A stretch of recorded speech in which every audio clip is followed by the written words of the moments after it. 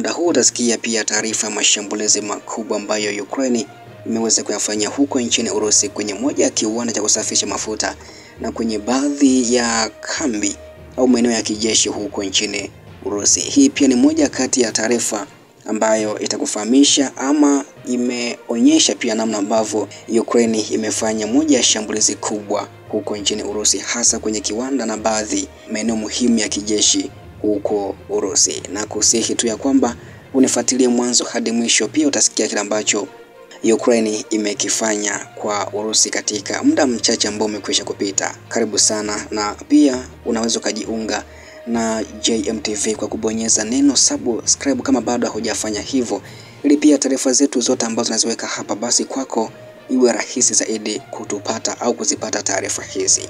Vikosi vya Ukraine vimefanya mashambulizi makubwa ndani ya ardhi ya Urusi na katika maeneo yanayokaliwa na jeshi la Moscow, yakilenga miundombinu muhimu ya mafuta na vituo vya kijeshi, katika hatua inayotajwa kuwa ya kujaribu kuzuia kabisa uwezo wa Urusi kuendesha operesheni zake za kijeshi kutoka mstari wa mbele wa kivita dhidi ya vikosi vya Ukraine. Kwa mujibu wa taarifa iliyotolewa na wafanyakazi wakuu wa Ukraine mnamo Novemba 15 kuamkia Novemba 16, wamesema kuwa shambulio muhimu zaidi lilitekelezwa kwenye kiwanda cha kusafisha mafuta cha huko Ryazan nchini Urusi, moja ya viwanda muhimu vinavyozalisha mafuta ya kuendesha ndege za kivita za Urusi. Taarifa hiyo imedai ya kwamba vikosi vya Ukraine vilitumia ndege ambazo hazina rubani, yani drones, kuanzisha mashambulizi hayo usiku kucha katika kile kinachoonekana kuwa mwendelezo wa mkakati mpana wa Kiev wa kuharibu miundombinu ya nishati na vifaa vya kijeshi vya Urusi, ili kudhoofisha uwezo wa Moscow wa kuendesha mashambulizi makubwa hasa mashariki na kusini mwa Ukraine. Wakati Ukraine ikithibitisha mashambulizi hayo, Wizara ya Ulinzi ya Urusi ilitoa taarifa ikidai ya kuwa ilifanikiwa kuangusha ndege zisizo na rubani 64 katika maeneo mbalimbali ya nchi hiyo. Kati ya hizo 25 zilidaiwa kuangushwa juu ya anga ya Ryazan, mji uliolengwa na Ukraine. Hata hivyo, pamoja na kujinasibu kwa kuzuia mashambulizi, mamlaka za Urusi zilikiri ya kwamba baadhi ya drones zilizofanikiwa kupenya zilileta madhara. Pavel Malkov, ambaye ni gavana kutoka huko Ryazan, amethibitisha tukio hilo na kusema kampuni moja katika eneo hilo imeathirika kabisa, ingawa hakutaja jina lake kwa sababu za kiusalama na uchunguzi bado unaendelea. Kwa mujibu wa duru za kijeshi za Ukraine, zimesema kuwa mashambulizi hayo yalifanikiwa kusababisha milipuko na moto mkubwa katika kiwanda hicho cha kusafisha mafuta, tukio lililodumu kwa muda kabla ya vikosi vya zimamoto kudhibiti hali. Kiwanda cha kusafisha mafuta cha Ryazan ni moja ya vyanzo vikubwa vya nishati kwa jeshi la anga la Urusi, ambako kwa mujibu wa wafanyakazi wakuu wa Ukraine wamesema kiwanda hicho huzalisha petroli, mafuta diesel, mafuta ya ndege, gesi kimiminika na bidhaa nyingine za petroli. Zaidi ya hapo, kiwanda hicho pia huzalisha takriban tani 840,000 za mafuta ya anga aina ya TS-1 kila mwaka. Aina hii ya mafuta ndiyo inayotumika kuendesha ndege za kivita za Urusi, ikiwemo ndege za masafa marefu, ndege za kushambulia ardhini na ndege zinazotumia makombora ya kimkakati. Kwa kulenga kiwanda hiki, Ukraine inatafuta kupunguza uwezo wa ndege za Urusi kufanya mashambulizi ya mbali, kuvuruga kabisa usambazaji wa mafuta ya kijeshi, kuchochea shinikizo la kiuchumi ndani ya Urusi, kuonyesha uwezo wake wa kupenya ndani kabisa ya Urusi. Mashambulizi aina hii yamekuwa yakiongezeka tangu mapema mwaka 2023, na Kiev inashikilia ya kuwa ni hatua ya kujilinda dhidi ya mashambulizi yasiyoisha kutoka kwa nchi ya Urusi. Mbali na shambulio la Ryazan, Ukraine pia ilianzisha mashambulizi mengine matatu makubwa yaliyoripotiwa na wafanyakazi wakuu, ambako kituo cha rada cha Nebo-U kilichopo huko Crimea, ambako kituo hicho cha Nebo-U ni sehemu ya mifumo ya hali ya juu inayotumiwa na Urusi kutambua ndege za adui, makombora ya masafa marefu na ndege zisizo na rubani. Rada hii pia inaweza kutambua malengo kutoka umbali wa zaidi ya kilomita 500. Hivyo kuilenga ni pigo kubwa kwa Urusi, kwani inaathiri pia uwezo wake wa kuzuia mashambulizi ya anga. Pili, ambako pia Ukraine ilishambulia ni treni ya kijeshi karibu na Tokmak mkoani Zaporizhzhia. Tokmak ni moja vituo muhimu vya ugavi kwa jeshi la Urusi katika mstari wa kusini, ambako treni za kijeshi hutumika kupeleka silaha, risasi, chakula, mafuta na vifaa vya matengenezo. Kwa kuilenga pia Ukraine inalenga kuvuruka kabisa mnyororo wa usambazaji wa vifaa. Pia mkusanyiko wa wanajeshi wa Urusi karibu na Vovchansk uliweza kulengwa na mashambulizi hayo ya Ukraine. Eneo hili limekuwa kitovu cha mapigano makali katika wiki za hivi karibuni kwa kushambulia mkusanyiko wa askari. Ukraine pia inalenga kupunguza nguvu kazi ya Urusi kabla kuanzisha mashambulizi mapya. Kwa sasa Ukraine imesema matokeo ya mwisho ya mashambulizi hayo bado yanatathminiwa, lakini vyanzo vya ndani vinadai ya kuwa madhara kwa Urusi yanaweza kuwa makubwa kutokana na malengo yaliyoweza kulengwa. Tangu mwanzoni mwa mwaka 2023, Ukraine imekuwa ikibadilisha mkakati wake kutoka kulinda tu ardhi hadi kushambulia miundombinu muhimu ndani ya Urusi.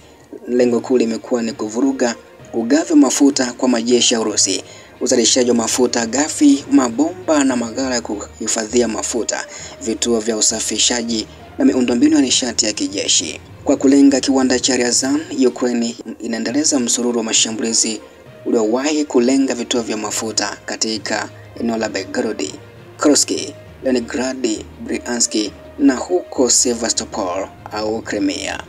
Mashambulizi haya yanatajwa kuwa miongoni mwa sababu kuu zinazochangia uhaba wa petroli ndani ya baadhi ya maeneo ya Urusi, hasa katika mikoa ya kusini na magharibi.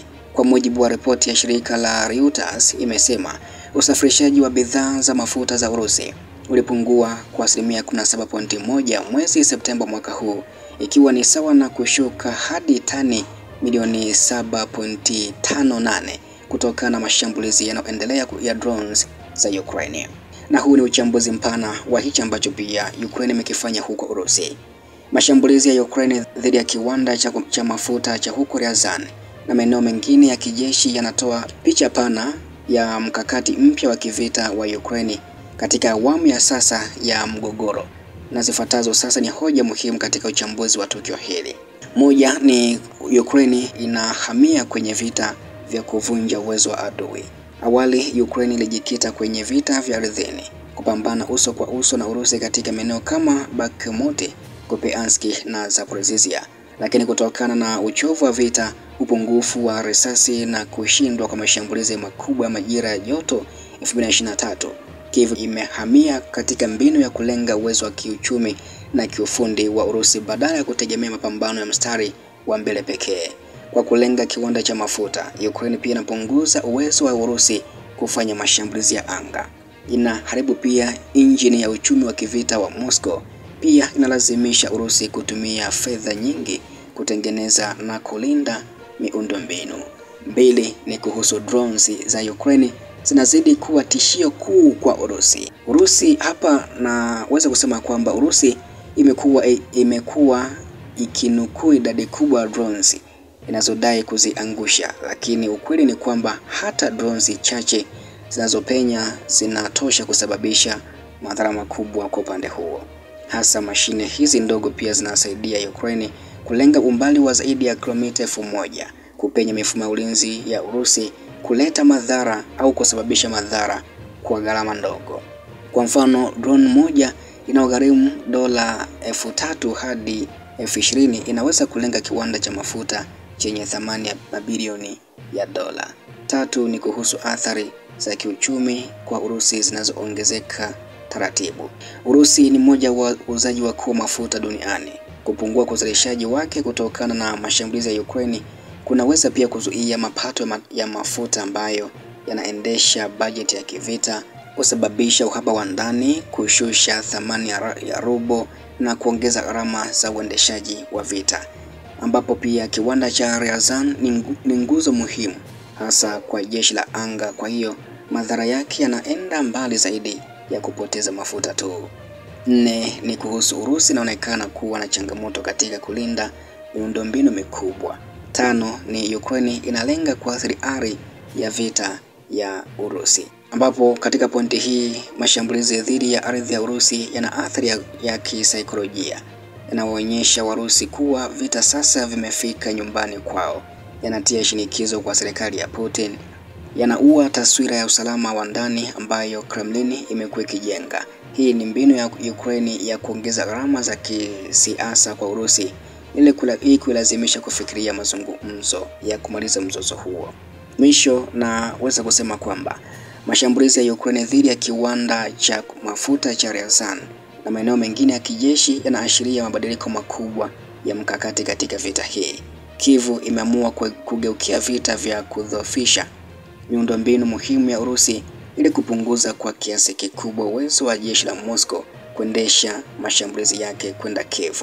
Ingawa Urusi inadai kuzuia sehemu kubwa mashambulizi hayo, ukweli ni kwamba viwanda muhimu kama Ryazan vinaweza kulengwa na kuharibiwa.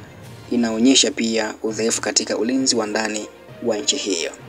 Katika miezi ijayo, inaonekana wazi kuwa vita hii itazidi kuhamia kwenye mashambulizi ya mbali, drones na vita vya kiuchumi, na mashambulizi kama haya huenda yakazidi kuongezeka zaidi katika nchi hiyo.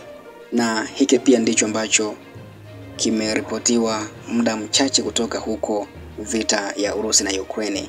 Taarifa zaidi endelea kunifuatilia kila siku na kila wakati kufahamu mengi zaidi.